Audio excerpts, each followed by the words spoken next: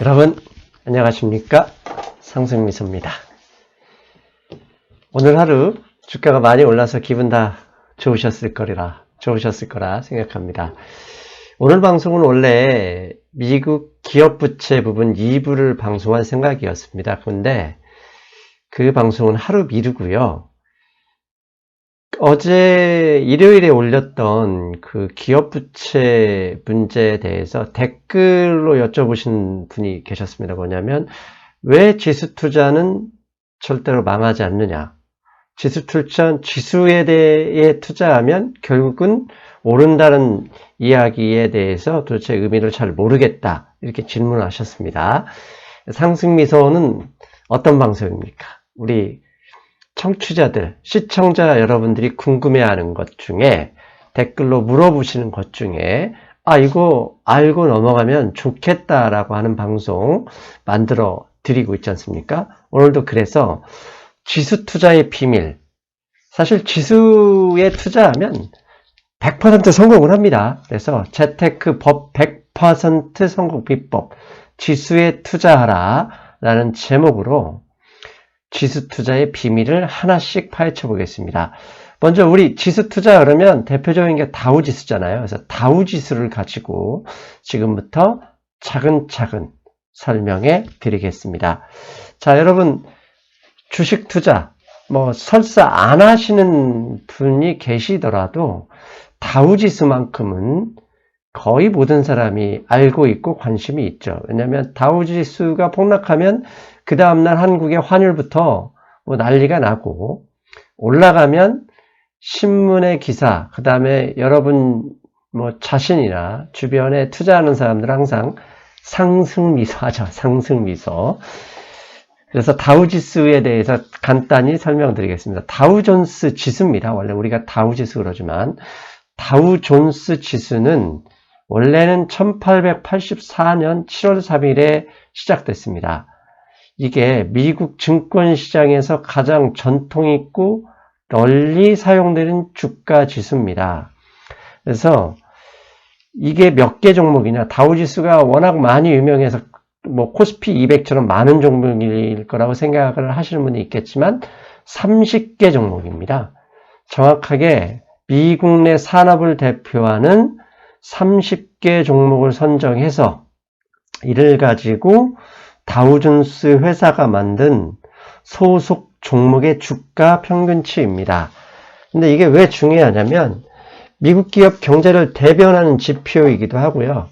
전 세계 주식 투자자가 항상 이 지수의 향방에 귀를 기울이기 때문이죠. 그런데 이 다우지수가 1884년에 시작을 했지만 지금의 30종목으로 시작이 된 건 1928년 10월 1일입니다. 대공황 한 1, 2년 전이죠. 그때 1928년 10월 1일 30종목으로 새롭게 구성을 했고요. 그 당시 다우지수를 16.27, 그러니까 원래는 20개 종목, 시작은 10개 종목이었거든요.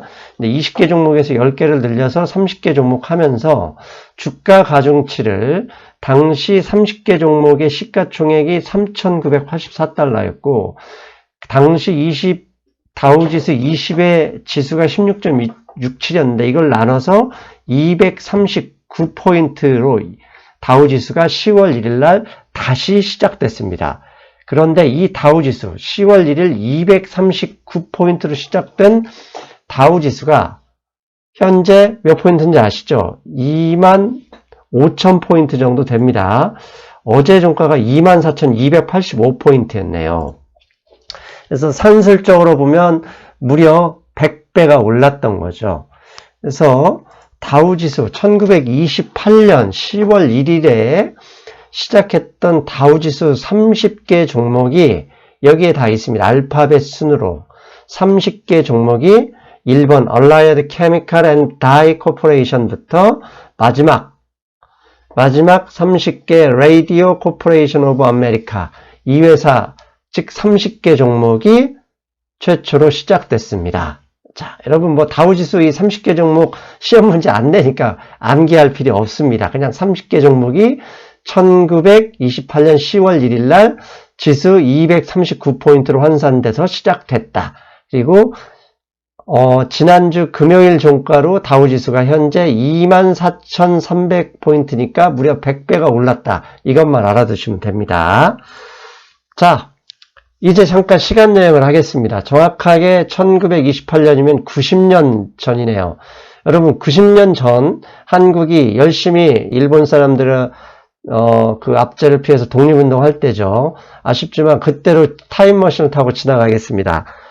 현재 있는 돈을 3천만 원 들고 1928년 뉴욕 시장에 가서 다우지수 30개 종목에 종목당 100만 원씩을 투자하는 것을 가정해 보겠습니다. 그런데요, 이거 계산하기 좀 복잡해서 그냥 1928년 10월 1일 다우지수 출발을 그냥 100으로 보겠습니다. 앞에서 말씀드렸지만 그날 다우지수 출발은 239포인트로 출발했는데요. 지금부터 그냥 계산하기 쉽게 1928년 10월 1일 다우 30개 종목 출발 일자를 100포인트로 보겠습니다. 그리고 그랬더니 정확하게 90년이 흐른 2018년 11월 지난주 금요일날 종가는 다우지수가 약 24,285포인트였습니다. 지수 상승률이 100으로 과정했을 때 243배가 올랐죠.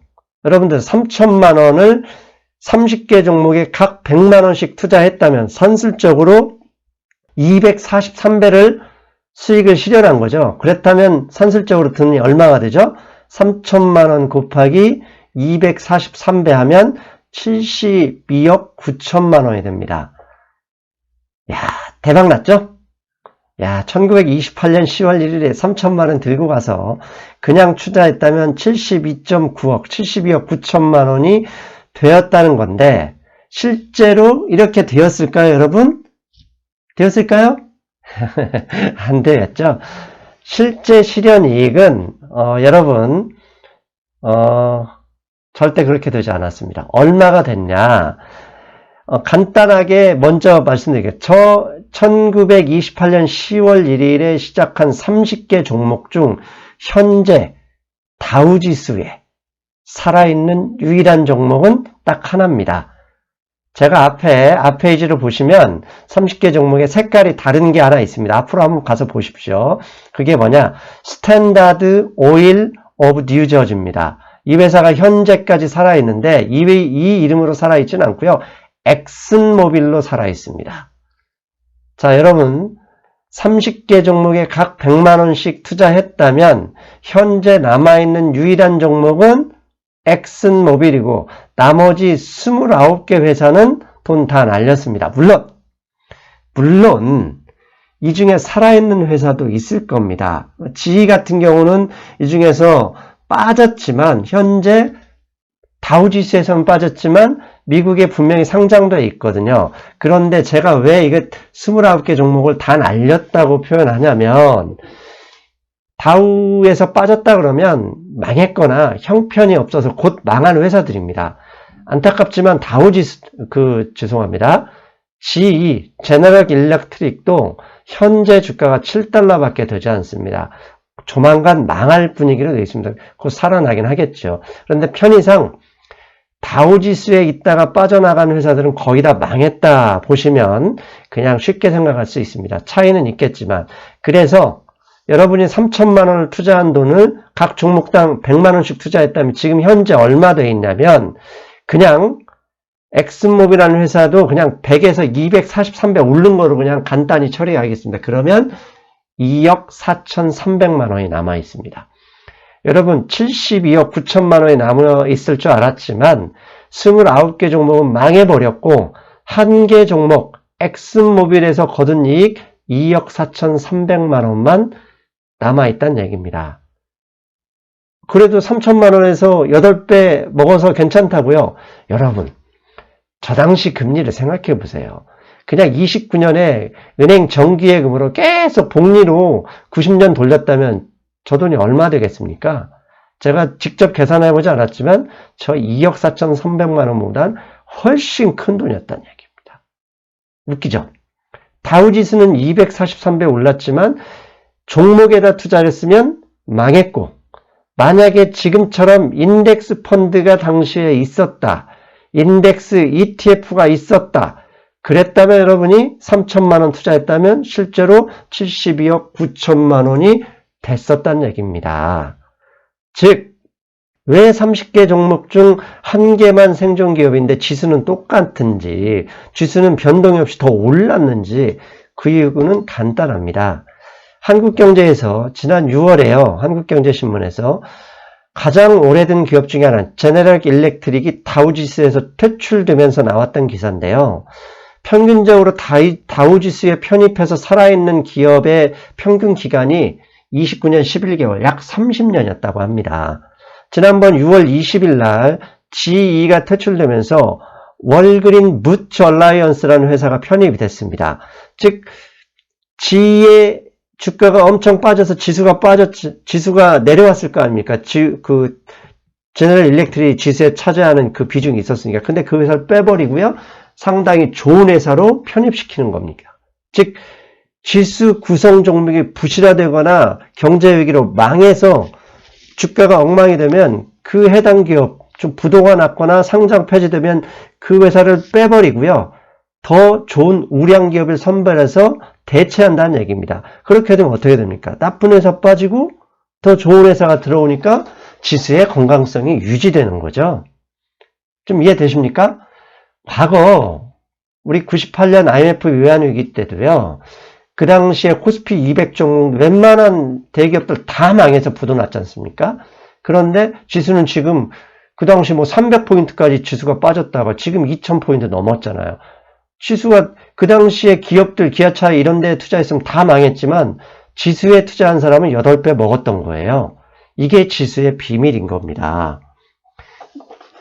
지수라는 말은 우리 이번에 영화 주인공 김지수, 지수라는 이름이 참 이쁘죠. 그런데 이 지수 투자하면, 인덱스에 투자했다면 사실 상당한 미인 효과를 얻었던 거죠.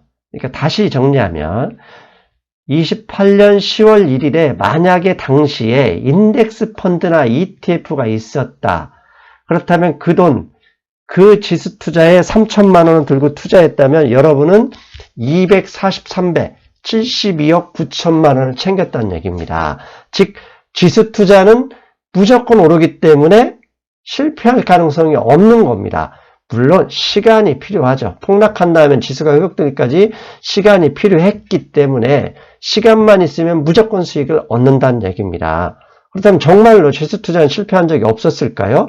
그래서 다우지수에서 길게 분류했더니 워낙 이게 너무 길게 보니까 화면에 들어가기 어려워서 최근 20년 그림을 가져왔습니다.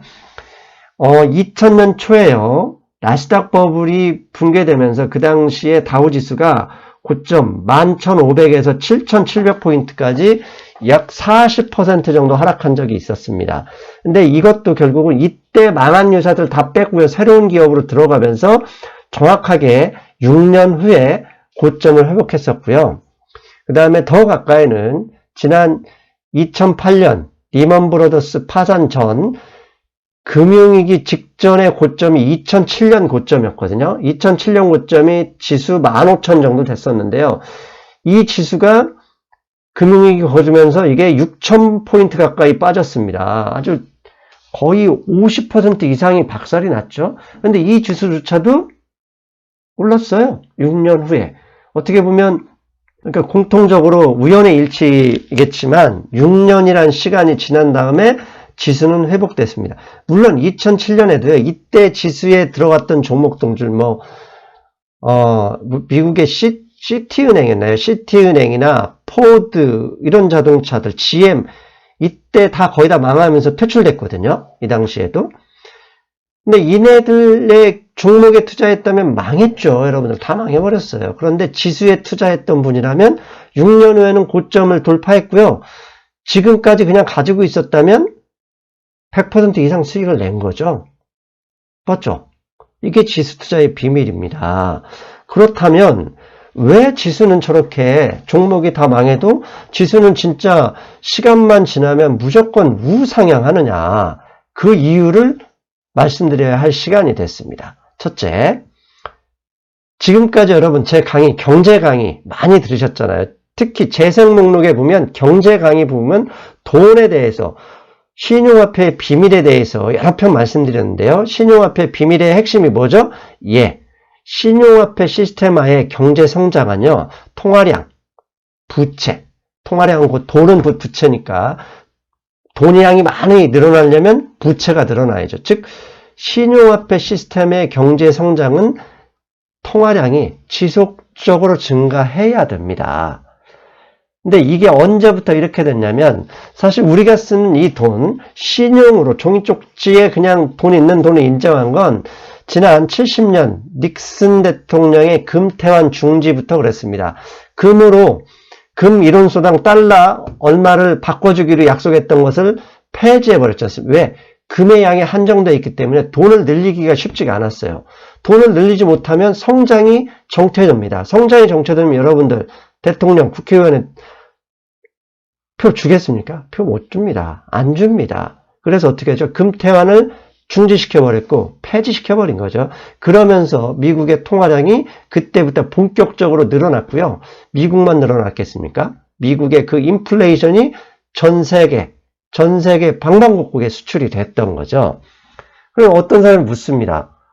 만약에 신용화폐 통화량이 증가하지 않을 수도 있는 거 아니냐? 증가하지 않으면 어떻게 되지? 예, 그러면 자본주의가 성립되지 않습니다. 자본주의는 뭐죠? 자본의 증식을 인정하는 겁니다. 사적 자본의 증식, 자본을 늘리는 걸 인정하는 거거든요. 이 자본을 늘리는데 사람의 탐욕은 끝이 없습니다. 4대 성인, 지구상의 지금까지 역사상 4대 성인, 예수님, 석가모니, 소크라테스, 공자, 이분들 빼고는 다 돈이 있으면 그 돈을 더 벌려고 노력을 했습니다. 그런데 이렇게 자본주의가 자본을 증식하는 걸 인정하는 게 자본주의인데, 그게 가장 합리적인 신용화폐 시스템이었는데 자본 증식을 인플레이션을 인정하지 않는다. 그러면 자본을 증식하는 유일한 방법은 뭐죠? 전쟁밖에 없었습니다. 전쟁. 약탈. 과거에 옛날 불과 100년 이상 전만 하더라도 왜 많은 나라들이, 우리가 2차 세계대전 일본이 결국 돈 뺏어오려고 부자 되기 위해서 그랬거든요.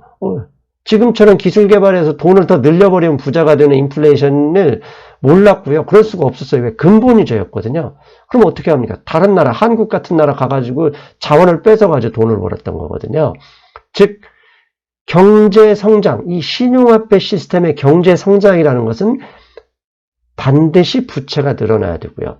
반대로 부채 증가율이 하락하거나 부채 절대기 감소하는 것만으로도 경제는 위기가 되고 우리들은 일자리가 날아가게 됩니다. 그래서 신용의 팽창과 수축으로 인한 경제 위기는 있지만 지속 팽창하는 이 부분은 막을 방법이 없습니다. 언제까지요? 그건 저도 모르겠습니다. 그러나 한 가지, 이제 조만간 우리가 맞닥뜨리고 있는 이 경제학에 지금까지 없었던 변수가 딱 하나 새로 생긴 게 있는데 뭐냐면 인구 감소입니다.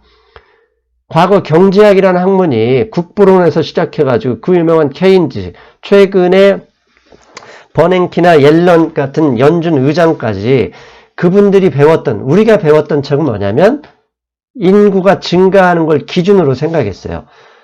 신용 팽창, 부채가 늘어나는 가장 기본적인 조건은 인구가 증가하는 거지 않습니까? 인구가 증가하지 않고 오르고 감소해버리면 일본 꼴이 나는 겁니다. 왜? 가계에선 부채를 줄이고 정부에서 계속 프린팅을 해서 돈을 뿌리는 극단적인 상황이 발생하는데요. 즉 신용화폐 시스템이 한 번도 직면하지 못한 인구 감소라는 이 문제는 앞으로 아마도 제가 죽기 전에는 일어나지 않겠지만 앞으로 100년쯤, 50년쯤 지나서는 결국 전체 통화 화폐 시스템에 대해서는 분명히 세계 글로벌 국가들이 고민을 할 것이다. 어떤 게 나올지는 그때 봐야 알겠습니다. 그래서 이걸 좀 더 구체적으로 지난 50년간 한국의 통화량 부분에서 살펴봤습니다. 한국의 통화량도요. 자, 한국은 이머징 국가지 않습니까? 이머징 국가의 통화량이 늘어날 때 외환보유고가 받쳐주지 않으면 어떻게 된다? 베네수엘라, 아르헨티나 꼴이 나서 외환위기를 겪는다. 그래서 한 이머징 국가에서 적극적인 부채 확대, 인플레이션 정책으로 부동산 가격이 오르기 위해서는 반드시 필요한 게 외환보유고다. 왜? 글로벌 국가에서 이 나라 돈 믿을 수 있어, 이 나라 빚의 증서 믿을 수 있어, 이렇게 보일 수 있는 것은 양적 지표. 그게 뭐다? 외환보유고이기 때문이죠.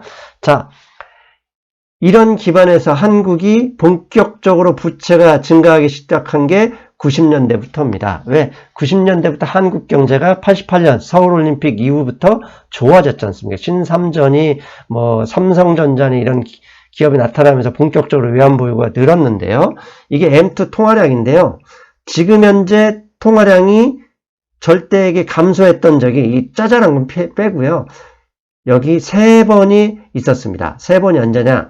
98년 우리 IMF 외환위기, 2000년, 2001년 코스닥 버블과 신용카드 부채 위기, 그 다음에 2008년, 9년 금융위기 때 3번 감소한 적이 있었습니다. 이때 무슨 일이 있었죠? 예, 경제가 박살이 났었습니다. 그리고 잠깐 동안 박살이 나지 않았어도 정체가 됐었죠.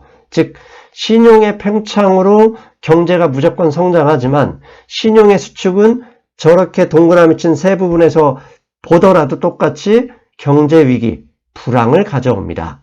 그래서 최근 한국 경제가 가장 고민하는 게 뭐죠? 예, 너무 늘어난 가계부채입니다. 네, 한도 끝도 없이 늘어난 역사가 세계 경제에 한 번도 없었기 때문이거든요. 아무튼 저렇게 통화량이 늘어나는 만큼 경제가 성장하고, 경제가 성장한다는 제가 자산의 가격도 저렇게 올라간다. 저렇게 한 번씩 동그라미 이제 98년, 2002년, 2008년 우당탕탕 하면서 떨어져도 결국은 부채가 정리되면서 다시 늘어나면서 경제가 성장하는 것이다. 이게 신용화폐 시스템입니다. 그렇기 때문에 지수 투자는 반드시 성공할 수밖에 없습니다. 무조건 성공합니다. 단 조건이 있죠.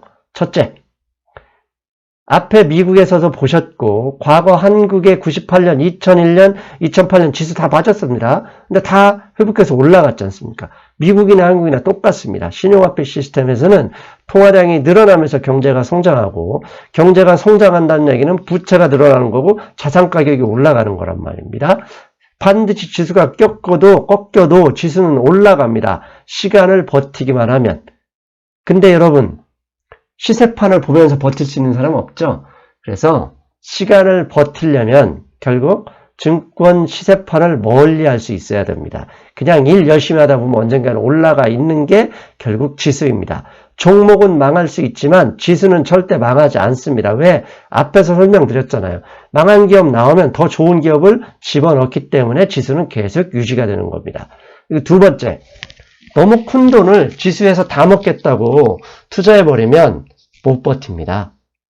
한 6년씩, 앞에 다우지수 6년 지난 다음에 6년은 짧죠. 6년 안에 사는 사람은 하루하루가 6년, 60년이었을 수도 있거든요. 그리고 막상 큰 돈이 필요한데 돈이 없으면 부부싸움 하지 않습니까? 억울해서 팔고 나니까 그 다음날부터 오르고요. 그래서 지수 투자에서 100% 먹으려면 시간을 버티는 인내심이 있어야 되고, 두 번째는 내가 버티면서 떨어지는 것을 버틸 수 있는 적당한 금액의 크기도 아주 크지 않아야 됩니다. 근데 가끔씩 이런 얘기 하죠. 유명한 펀드 매니저나 증권사 사장들이 장기 투자는 무조건 이긴다. 예, 이기긴 하지만요. 그건 남의 돈일 때 쉽게 얘기할 수 있고요. 아마 그 사람, 그 증권사 자기 돈 빠지면은 지가 먼저 다 빼고 손절매하고 이랬을 겁니다. 아무튼 내 돈을 지켜보는 게 고통이기 때문에 그 돈을 적게 하면서 버티려면 시세판을 멀리해야 되고 돈이 너무 크면 안 됩니다. 그리고 세 번째, 지수에 어떻게 투자하는 거지? 궁금하시죠? 인덱스 펀드나 인덱스 ETF를 사는 게 지수 투자입니다. 삼성전자 한 종목만 사도 결국 들 수 있지만 삼성전자도 언제 망할지도 있는 거잖아요. 그러니까 그냥 여러분 증권사 ETF 많이 있으니까 ETF를 직접 사든지 아니면 저처럼 그냥 매달 얼마씩 인덱스 펀드에 가입하는 것도 방법입니다. 그런데 이건 국내고요. 우리나라에서 해외 인덱스 펀드를 가입하는 경우도 있지 않습니까? 미국 인덱스, 뭐 중국 인덱스, 뭐 유럽 인덱스, 일본 인덱스에 투자하는 경우도 있는데요. 그때도 똑같은 경우냐? 예, 똑같은 경우긴 한데요. 환해지를 안 해야 그런 똑같은 결과를 얻을 수 있습니다. 이게 무슨 얘기인지 궁금하시죠? 그래서 좀 더 들어갑니다. 자, 해외 펀드에 투자할 때는요, 어쩔 수 없이 관련국의 환율과 우리 원달러 환율, 그 두 가지의 환율이 관련이 됩니다. 예를 들어서요, 여기 100만 원을 가지고 중국 펀드에 가입한다 하시면 어떤 절차가 필요하냐면, 저는 증권회사에 100만 원을 넣고, 증권회사는 판매 수수료를 뗀 다음에 그 돈을 운용사에 보냅니다. 무슨 운용, 무슨 투자 운용 이런 게 글로 보냅니다. 그 투자 운용사는요, 그 받은 100만 원을 일단 달러화로 환전합니다. 그래서 원달러화로 환전을 하고 달러를 가지고 중국에 가서 다시 위안화로 바꿉니다. 그렇게 해서 투자를 하게 되는 거죠. 그래서 이 중국 펀드에서 수익률은 결국은 세 가지에 의해 좌우됩니다. 첫째, 중국 지수 자체의 상승이냐 하락에 따라서 달라질 수 있고요. 둘째, 원달러 환율이 변동되잖아요. 이 변동에 의해서 수익이 달라지고요. 마지막 셋째, 위안화 자체도 위안화 대 달러 환율이 바뀌어질 수 있기 때문에 이 세 가지에 의해서 수익이 확정이 됩니다. 그런데 여러분들 해외 펀드, 원자재 펀드도 똑같습니다. 뭐 석유 펀드니 이런 거 하면 그게 해외 펀드입니다. 왜냐하면 미국 뉴욕에 있는 상품거래소나 런던에 있는 상품거래소에 투자하는 거기 때문에 결국 달러화로 바꾸든 파운드화로 바꿔야 되기 때문에 그렇습니다. 펀드를 가입하러 가면요, 은행원이나 저 같은 이제 자산상담사 아니면 증권사 직원이 묻습니다. 중국 펀드 가입하실 때 환해지 하실래요? 안 하실래요? 이렇게 묻습니다. 그게 뭐냐면 해지한다 그러면 H, 안 한다 그러면 UH, 언해지입니다. 자, 해지를 한다 그러면 원달러 환율 대부분 우리나라에서는 선물한 매도를 친다 이렇게 얘기합니다. 즉 매도를 친다는 얘기는 지금 1,100원에 매도를 치면은요, 이게 뭐 1,050원, 100원 쭉 떨어질 수 있지 않습니까? 떨어져도 내가 이익을 챙기고 나머지 부분 1,100원으로 바꿔줄 수 있다는 건데, 이게 설명하기 좀 복잡한데요. 이 부분은 나중에 기회 있으면 따로 하겠고요. 그냥 인터넷에서 조회해 보시면 좀 쉽게 아실 수 있는 방법들이 있습니다. 이걸 좀 더 쉽게 말씀드리려고 여기 이렇게 봤습니다. 100만 원을 제가 중국에 투자하는 걸 가정했습니다. 첫째, 원달러 환율 1,100원일 때 100만 원을 중국 지수 인덱스 펀드에 가입을 했습니다. 그런데 중국 지수를 그냥 본전이라고 보고요. 위안화도 본전이라고 본 상태에서 현재 환율을 1,200원, 1,100원이 아니라 1,200원이 올랐을 때 시가평가를 해보겠습니다. 자, 1,100원에서 선물화를 친 H펀드를 가입한 사람은 마이너스 9.1%가 되고요. 왜냐하면 1,100원을 역으로 계산했다가 다시 이걸 1,200원으로 바꿔야 되려면 돈이 적게 되기 때문이에요. 만약에 환해지 펀드를 가입하신 분은 거꾸로 9.1% 수익이 됩니다. 자, 이번엔 두 번째 경우입니다. 1,200원대, 원달러 환율 1,200원대 제가 중국 지수의 펀드에 가입했습니다. 그랬더니 지수와 위안화가 동일하고 원달러 환율만 1,100원으로 내렸습니다. 그러면 이때 1,100원 내렸을 때의 수익률은 어떻게 되냐? H펀드, 환해지를 한 펀드는 선물화를 매도쳤기 때문에 그 환율이 떨어진 만큼 이익입니다. 플러스 8.3% 이익이 되고요. 반대로 환해지한 펀드는 환율이 떨어지면 손실이 나거든요. 마이너스 8.3%입니다. 그런데요. 자, 여러분. 그러면 사람이 위로 갈지 못으로 갈지 모르니까 아무거나 해도 되는 거 아니야? 이렇게 생각할 수도 있었지만 이거 한번 잘 보십시오. 이게 S&P 500의 최근 20년간 그래프입니다. 지금 파란색 이 시기가 S&P 500 지수가 상당히 많이 하락했던 시기입니다. 여러분 이게 언제죠? 2000년 나스닥 버블시하고 2008년 금융위기 때입니다. 이 당시에 한국의 원달러 환율이 어느 정도 됐습니까? 98년, 2000년은 이때는 2,000원 가까이 갔고요. 이때 2008년 금융위기 때는 1,500원까지 갔습니다. 이 당시에 펀드 1,000원이나 환율 1,000원 이렇게 가입했을 때 손실 어마어마했습니다. 왜? 전 세계가 같이 폭락했는데 원달러 환율까지 그냥 위로 올라갔기 때문이에요. 즉 글로벌 경제 안정 시에는 H펀드를 가입하면 좋습니다. 왜? 환율이 안정돼서 내려갈 확률이 높았으니까. 그런데 요즘처럼 시절이 하수상하면 UH펀드를 하셔야 됩니다. 왜? 미국이 출렁하면 환율이 올라가면서 손실이 더 발생하거든요. 왜? 미국이 출렁하면 전 세계 모든 글로벌 증시 상품 가격이 다 하락하고 반대로 원달러 환율은 올라가 버리지 않습니까? 그래서 해외 펀드의 대규모 손실은 언제 발생했었냐? 다 원달러 환율이 급등했을 때. 그래서 해지했더니 투자 손실도 있고 원달러 환율 손실도 이중이 돼가지고 어마어마하게 컸었던 거죠. 그래서 요즘 같은 시기에 해외 펀드를 권유할 때는 그냥 무조건 UH를 가입해야 된다는 게 제 생각입니다. 자, 시간이 다 됐기 때문에 결론 내드립니다. 주식 투자 수익을 비교적 안전하게 하는 이런 분들 여쭤보시거든요. 그러면 이런 분들에게 권하는 건 적당한 돈, 내가 좀 마이너스더라도 버틸 수 있는 금액 정도를 인덱스 펀드에 넣어라. 왜? 인덱스 펀드는 무조건 신용화폐 시스템 하에서는 일정 시간이 흐르면 무조건 수익이 난다. 두 번째, 요즘 같은 하락 시기에는 목돈보다 적립식으로 계속 정해진 날 사라. 왜? 하락할 때 계속 사다 보면 그게 거꾸로 상승할 때 수익이 극대화될 수 있기 때문이죠. 세 번째, 경제 불안정 시에 요즘처럼 시절이 하수상할 때는 달러화 보유하는 게 어떻게 보면 내 자산을 지키는 방법이라고 했지 않습니까? 그런데요, 해외 펀드에 가입하시는 분 중에 UH로 가입하면 그 자체도 그냥 달러를 내가 사서 뭐 중국이나 베트남에 투자하는 것과 똑같습니다. 즉 달러화를 보유하는 것과 같은 효과를 내는 겁니다.